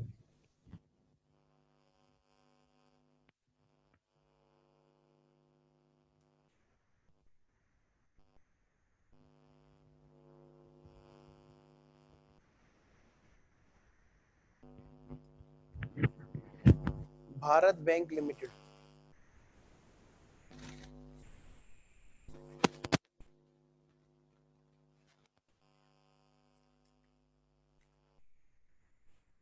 Bharat bank limited provides you the following information in lakhs. ये बेटे फिगर्स किस में है, लैक्स में है। एक्सेप्टेंस, एंडोर्समेंट और गारंटीज एज ऑन 1/4/2012, 1 अप्रैल 2012 का उन्होंने डाटा दे रखा है। ओपनिंग बैलेंस है जी 29 लाख की। क्या कह रहे हैं, during the year 12-13 acceptance and endorsement और गारंटीज 88 लाख की नई एक्सेप्टेंस इन्होंने दी है, 88 लाख की। ये हम हिसाब किताब बना रहे हैं, कंटेंट लायबिलिटी का हिसाब किताब लगा रहे हैं। 88 लाख की कंटेंट लायबिलिटीज है जो हमने एक्सेप्ट की, नई वाली। पहले से चली आ रही थी 29 लाख की, 88 लाख की और आ गई। Bank honoured acceptance, bank honoured acceptance 50 lakh. बेटे कस्टमर नहीं पे कर पाया होगा तो भाई बैंक ने क्या किया, लायबिलिटी को एक्सेप्ट कर लिया 50 लाख की। ठीक है जी। नेक्स्ट, जब बैंक ने उसको पेमेंट कर लिया तो वो क्या करेगा, कस्टमर से कलेक्ट करेगा। वो करेगा बाद में, पहले इस काम को तो पूरा करेगा कि इतने रुपए की कंटेंट लायबिलिटीज हमारी हट गई 20 लाख की। और फिर आगे देखो, क्लाइंट ने पे कर दिया अगेंस्ट गारंटी लायबिलिटी कितना, 20 लाख का। जब क्लाइंट ने पे कर दिया 20 लाख का तो हमारी वो वाली लायबिलिटी भी कम हो गई। ध्यान से बेटे, एक तो लायबिलिटी हमारी कैसे कंटेनमेंट से हटी, जैसे रजिस्टर में से नाम हटाते ना, कि भाई सामने वाले बंदे ने क्या किया, काम नहीं किया, तो हमने 50 लाख दे दिया। हम कौन, बैंक। हमने अपनी लायबिलिटी का सम्मान किया, कंटेंट का, अपने कमिटमेंट का, और हमने क्या किया, वो पेमेंट कर दिया जी। तो वो कंटेंट में से तो हट ही गया ना, कॉन्टिजेंट में से हट गया। अब हम क्या करेंगे, कस्टमर को पकड़ेंगे। कस्टमर के बिहाफ पे हमने पे किया तो कस्टमर को हम अपनी एसेट्स में डालेंगे। Next, client paid of against guaranteed liability. भाई इसमें जो है, ये जो एक्सेप्टेंस, एंडोर्समेंट, ये सब चीजें हैं, इनमें भाई कुछ गारंटी के भी पैसे थे। अब 88 में से 50 का हिसाब किताब हो गया। 88 और 29 दोनों को मैं टोटल करूं तो उसमें कितना हो गया टोटल, 117। 117 में से 50 का हिसाब किताब हो गया जी, और अब 20 का हिसाब किताब अब हो रहा है जी। क्लाइंट ने अपनी जो गारंटी हमारे से दिलवाई थी, कह रहा है उसके अगेंस्ट में उसने क्या क्या पेमेंट कर दिया, यानी अब हमें उस पर पेमेंट करने की हमारे सिर पे तलवार नहीं लटक रही है, और ना ही हम क्या करेंगे, उसको कंटेंट की लिस्ट में रखेंगे, क्योंकि ये कंटेंट लायबिलिटी तो हमारी कम होगी ना, सामने वाले ने पे कर दिया, तो अब हमारी तरफ से कमिटमेंट एक तरह से हमें पूरा करने की आवश्यकता नहीं है, तो भी हमारा यहाँ से नाम हटेगा। क्लाइंट फेल टू पे एंड बैंक हैज टू पे, तो बेटा अब वो क्या हुआ, ऐसे केस में क्या हुआ, बैंक को पे करना पड़ गया, तो कंटेंट लायबिलिटी के रजिस्टर में से तो नाम हटेगा ना। पकड़ेंगे किसे, ये बात अलग है, हम पकड़ेंगे जी डेटर को पकड़ेंगे, बिल्कुल पकड़ेंगे, लेकिन लेकिन लेकिन नाम तो हट ही गया ना, यहाँ से कंटेंट में से कंटेंट लायबिलिटी खत्म हो गई। ठीक है, जैसे भी पिछले वाला पार्ट था ना बिल फॉर कलेक्शन, ऐसे ही इसका है जी। नेक्स्ट, क्लाइंट फेल टू पे, और हमने भाई पे करना हो गया दो, हाँ चलो जी ये तो बात हो गई, ठीक है जी। तो इसमें वैसे ज्यादा कुछ नहीं है, इसमें सिर्फ एक तरह से बिल्कुल जैसे बिल फॉर कलेक्शन अकाउंट था, ऐसे ही यहाँ पर एक्सेप्टेंस, एंडोर्समेंट, गारंटीज, इनका हिसाब किताब लगा रहे हैं कि भाई हमने किस किस को दे रखी है, कितने की गारंटी दे रखी है, और उसमें कितने की गारंटी अभी हमारी रह गई है। तो आओ जरा हम लोग बनाते हैं, एक अकाउंट बनाते हैं, एक अकाउंट बनाते हैं जी। बहुत ज्यादा स्लो आ रही है। हाँ जी, आइए जी फटाफट से बनाइए एक अकाउंट।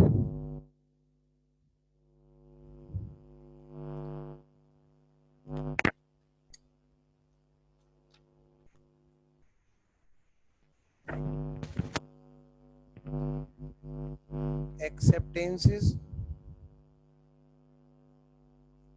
कॉमा, एंडोर्समेंट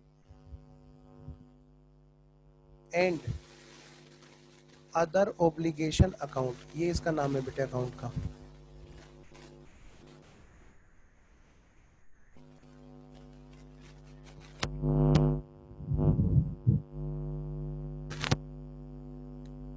आओ जी, 1/4/12 को हमारे पास सिर पे बैलेंस था, कितने का, 1/4/12 को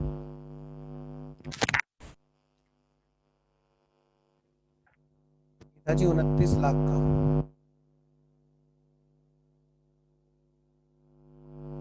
अब आगे बात बढ़ी बेटे, 88 लाख की नई एक्सेप्टेंस दी गई, नई एंडोर्समेंट किए गए, नई गारंटी की गई, गारंटी किसके बिहाफ पे, कस्टमर के बिहाफ पे, ड्यूरिंग द ईयर, ठीक है, फाइनेंशियल ईयर बहुत स्लो आ रही है सर।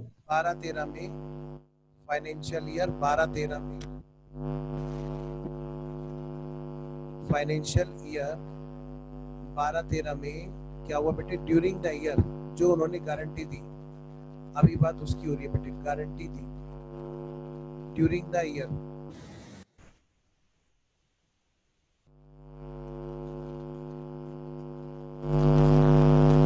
हाँ जी, हेलो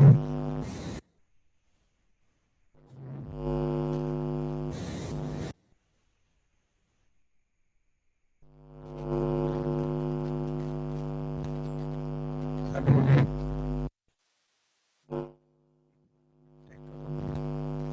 हेलो अब बहुत हेलो,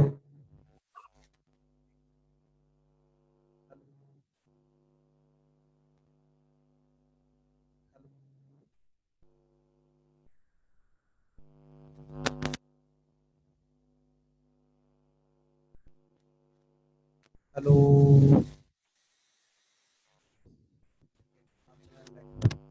लो जी, ड्यूरिंग द ईयर कितने की गारंटी दी बेटे उसने, उसने दी जी 88 लाख की, बाई कौन, देखो कैसे लिखेंगे हम लोग, by contingent liabilities for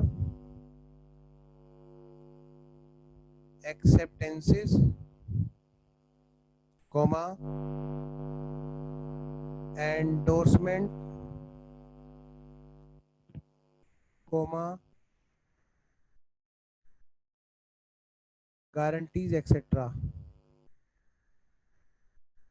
88 lakh.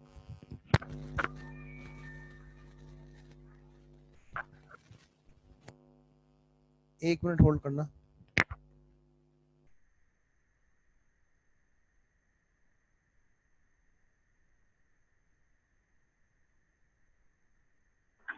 ये भी ऑफ बैलेंस शीट आइटम है ना? हाँ, of balance sheet contingent liability.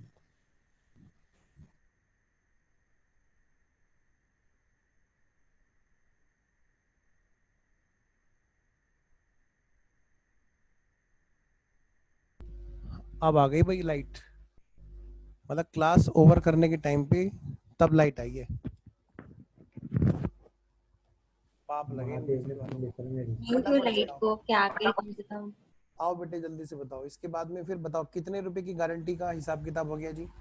एक तो जी फाइनेंशियल ईयर 12-13 में क्या हुआ, कितने रुपए की लायबिलिटीज है जो मैच्योर हो गई, हमें पे करना पड़ा टू बैंक, पे करना पड़ा। एक तो बेटे 50 लाख की लायबिलिटीज को, और एक और टू बैंक करना पड़ा 20 लाख की लायबिलिटी। ना ना ना, 20 लाख के लिए पे नहीं करना पड़ेगा, 20 लाख तो भाई साहब कैंसिल हो गई। 20 लाख के क्या लिखोगे, टू कॉन्टिंजेंट लायबिलिटीज 20 लाख रुपए, तो इतनी लायबिलिटी क्या हो बेटे कैंसिल हो गई। नेक्स्ट फिर क्या हुआ जी, 20 के बाद में 2 लाख का पे करना पड़ा टू बैंक 2 लाख, तो 31 मार्च 13 को to balance CD 117 lakh,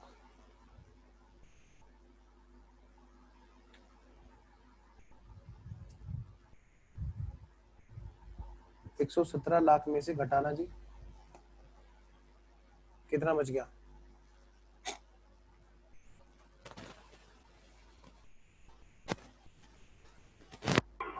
$45। 45 lakh.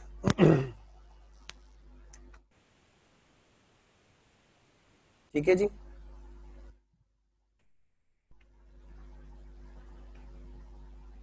चलो फिर यहीं पे रखते हैं, ठीक है ना, आज मुझे कहीं जाना था, मैं यहीं पे क्लास होगा। सर एक बार वो जर्नल एंट्री लिखवाए थे ना, बिल्स फॉर कलेक्शन और एसेट्स और लायबिलिटीज। हाँ नहीं एंट्री नहीं लिखवाई मैंने। सर इसकी भी जर्नल एंट्री लिखवाई थी। अच्छा मैंने लिखवाई थी क्या एंट्री, एंट्री नहीं लिखवाई। आई थिंक आपने एक एंट्री लिखवाई थी ना नहीं सर, सर बस। वो कैंसिल करना था। थोड़ा सा ऊपर कीजिए और। अच्छा लिखवाई है सर, एंट्री लिखवाने दो एसेट और लायबिलिटी के। अच्छा ये यहाँ पे इधर, हाँ हाँ नेक्स्ट वाला पेज दिखाइए सर, ऊपर का पोर्शन देखना है उसे। ये वाला, हाँ ये ऊपर का पूरा पेज नहीं दिख रहा है सर, पेज कट रहा है। नहीं ये वाला तो हो गया, नेक्स्ट पेज। ये वाला, हाँ ये वाला पोर्शन या। सर एक बार ये एक्सेप्टेंस और एंडोर्समेंट वाला जो पॉइंट है इसकी भी वो जनरल एंट्री लिखवा दो ना। वो लिखा दूंगा, चलो अगर ऐसी बात है ना नेक्स्ट उसमें लिखा दूंगा, ठीक है। थोड़ा कंफ्यूजन हो रहा है। एक क्वेश्चन करना, कंफ्यूजन दूर हो जाएगा। ये जो स्टडी मॉड्यूल का क्वेश्चन है ना अपना, जो मैं दिखा रहा था अभी स्क्रीन पे, वो वाला करना आज, ठीक है। चलो कल मिलते हैं, कल हमारे कंप्लीट क्वेश्चन शुरू है अब फुल फ्लेज, कल मतलब नेक्स्ट वाली क्लास में फुल फ्लेज क्वेश्चन। अब एक तरफ से ना पूरे क्वेश्चन करने में, और अब कल टेस्ट है दोपहर सुबह। कंसेप्ट तो खत्म है। टेस्ट कल टेस्ट है ना। हाँ कल तो सर फर्स्ट तो है, क्या कल तो फर्स्ट है, सर, अब परसों जब नेक्स्ट वाली बैंकिंग क्लास होगी ना, तो आप एक बार स्टार्टिंग से फटाफट एक मिनट खुशबू, एक मिनट रिवीजन एक बार करा दो। मुझे समझ में नहीं आया क्या कह रहे हो खुशबू। जहाँ हम बोल रहे थे फुल फ्लैश क्वेश्चन करने से पहले आप थोड़ा सा क्विक रिवीजन करवा दोगे क्या? करा दूंगा बेटे, उसी में क्वेश्चन करते करते होगा बेटे, कॉन्सेप्ट तो सारा ही है। एक बार आप कॉन्सेप्ट पढ़ लो, कहीं डाउट है तो मैं बता दूंगा, है ना। पूछो जी। सर एक बात बताओ फिर, अब कल टेस्ट है जिससे कि नहीं है। हाँ कल टेस्ट है सुबह 100% 10 ठीक बजे। है, तो कैसे करना, मतलब कि हम क्लास में ऐसे ही बैठेंगे, अभी ऐसे बैठे ही हैं। मीटिंग होगी ऐसे ही, ठीक और है। आप उसमें ऐसे बैठे रहोगे टेस्ट में। हाँ, टेस्ट के बाद क्लास ओवर हो जाएगी। जैसे मान लो 10 से एक टेस्ट दिया, हाँ हाँ फिर हाँ, ओवर हो जाएगी। या 12 बजे इस रख तरह लेते से हैं, होगा। सुनो सुनो 12:30 बजे सर रख लेते 11 o'clock तक कीजिए। सर प्लीज टाइमिंग मत मेरी सुनो बढ़ाइए, बात, कल का दिन हमारे सुनो गड़बड़ है। एक्चुअली 10 से 12 क्लास है। 1 मिनट रुको, मैं पहले क्लास ओवर कर दूं रिकॉर्डिंग के हिसाब से। जो बच्चे रिकॉर्डिंग में देख रहे हैं उनके लिए क्लास ओवर है। Thank you.